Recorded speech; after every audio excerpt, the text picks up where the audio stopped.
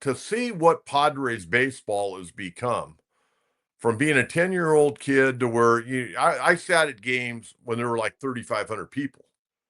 And to see what they're doing out at Petco Park is amazing. And I'll tell you what, even to me, is more amazing. It's not cheap to go to the ballpark. Tickets aren't cheap. Parking's not cheap. Food's not cheap. I mean, you got to make an effort. And the way the fans file into that ballpark nightly to support this ball club is amazing to me. And I'm so proud of you fans out there. I mean, you're really the 10th player on the field every night for this Padre ball club. And it was fascinating. I'm going to go back. We talked about the opener on Friday. Michael King had a rough go, but the Padres won that game 7-4 in front of a record opening crowd for Petco Park. The all-time record's over 61,000. The last year the Padres played at Qualcomm Stadium, they had over 61,000. But I mean, opening day, 45,568. The previous record was 45,567. They beat it by one person. But that was a rough one for Michael King, and he will be better. He'll be throwing Tuesday night against the Cleveland Guardians. But we're going to go back and we're going to take a look at Friday night, Saturday, and yesterday's game. Nick Pivetta threw a marvelous ball game. We'll get to that. Friday night, Padres win 4-3. Jake Cronenworth snapped a 3-3 tie, bottom of the eighth, a leadoff homer off a left-hander Dylan Lee. That's big for Jake Cronenworth. And the reason for that, I have numerous times mentioned that Jake Cronenworth probably shouldn't even be in the lineup against tough left-handed pitchers. Now, he got a cookie the other night, but you know what? He still hit it out of the ballpark. Dylan Lee laid one up there, a little cement mixer. I think it was supposed to be a slider or a sweeper or whatever. Well, it slid right into the barrel head of Jake Cronenworth. It was a no-doubter. He got one homer against left-handed pitching this year. He had one all of last year where he hit 203. And so that's a good sign. That's a really, really good sign. But Cronenworth really had, I thought, a good weekend. I mean, average-wise, I think he ended up 231 in the series against Atlanta. He played some heads-up baseball all weekend long.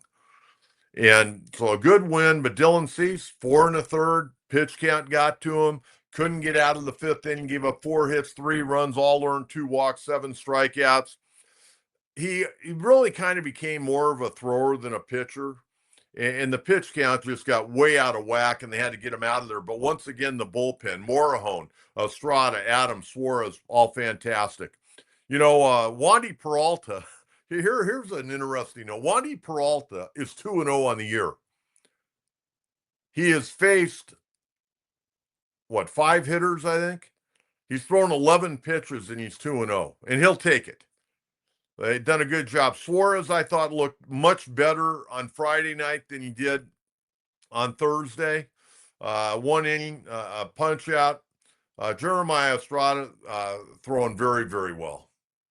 And yesterday he came in a non-save situation and struck out the side in the 9th inning, but he pitched on Friday night. Fernando hit that leadoff homer. And I got to tell you, we're going to talk more about Fernando. Please stay healthy. Please stay healthy for numerous reasons. But we'll get to more of Fernando. But really, Friday night, Jackson Merrill 3 for 4, run scored. Cronenworth the home run. He ended up going 2 for 3 with a walk. Xander Bogaerts had a double that night. Martin Maldonado, an RBI single to center in the 2nd inning. He had 2 hits. He was 2 for 3. So that a great win on Friday night in front of a crowd of 41,058. Game very quick. 2 hours and 34 minutes. Now, Saturday, game on Fox. Padres won it 1-0. They get the 2-out. 7th inning, pinch hit, base hit by Yuli Gurriel. Single to left. Cronenworth scored. Padres win 1-0. Man, the Braves, they had that bus ride last night to L.A. for the Braves. Had to be miserable. And I know it's only 4 games, but Brian Snitker's team, they got outplayed all 4 games, and they look bad doing it, I might add. But you go back to Saturday night, Randy Vasquez, who I thought would be better. He had 20 starts last year. I thought he would be better. The more innings he logs, the better he's going to get at the big league level. But he went out and he was at times a little bit effectively wild on Saturday night. But he went 6 innings, 4 hits, 4 walks, 3 strikeouts, 92 pitches, 48 strikes. Ball strike ratio was not good, but he was effectively wild, did the great job. The Peralta came in, inning and a third. Alec Jacob came in 2/3, gave up a hit, but no damage. And then the first save for Adrian Morejon, 1 inning, a walk, a strikeout. Morejon looks good to me. He really does. And I think that's a good sign. If Suarez would have a hiccup, you got Estrada from the right side, you got Morejon from the left side. So Saturday, offensively, Padres mustered only 4 hits. Fernando had a hit. Jackson Merrill, a 1 for 2. Cronenworth, an RBI or a double. And the other hit was Yuli Gurriel. They only had 4 hits. But they were going against a real good pitcher in right-hander Spencer Schwellenbach. He's a very, very good pitcher. Padres won that 1-0. They were 1 for 3 with runners in scoring position that night. And then yesterday, Padres end up winning this game 5-0. And man, I'll tell you what, the Braves, when you're not hitting, you can look bad. They got 1 hit yesterday. They got it in the 3rd inning. Orlando Arcia got a base hit, and then he was quickly erased on a double play. Nick Pivetta was absolutely off the chart. He was pounding that strike zone. I ended up counting 82 pitches, 57 were for strikes for Pivetta. I mean, he was pounding the zone and getting ahead of hitters, making them hit his pitch. And he made some really, really good hitters look bad yesterday. And Nick ended up going the 7 innings, no walks, 4 strikeouts, and faced the minimum 21 batters. In fact, the Padres faced the minimum 27 batters. I mean, you come back and Jason Adam, he threw the 8th inning. And still a tight ball game.